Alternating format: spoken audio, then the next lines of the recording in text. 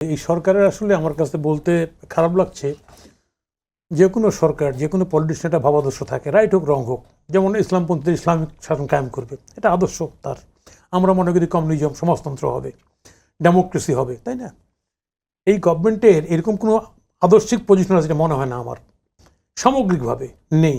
না হওয়ার কারণে উনি ওই জায়গায় এটা এটা এটা এটা কী বলবো, ককটেল বলবো না আমি, এটার স্যালাইন হয়ে গেছে। ওইখান থেকে এক চিমটি আলিরিয়া শেপ, তার আমরা লেখা জানি, তার পড়া জানি, তাই না?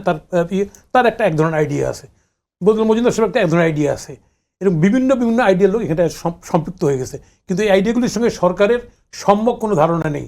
সরকার উপদেষ্টা পরিষদের এমন যারা আছেন, ওনারা হ্যাঁ এনজিওতে ওনারা যথেষ্ট সফলতার পরিচয় দিয়েছেন, কিন্তু রাজনৈতিক দৃষ্টিভঙ্গি থেকে ওনাদের কাজকর্মের আমি আমি আমি আমি কোনো দর্শনই খুঁজে পাইনি।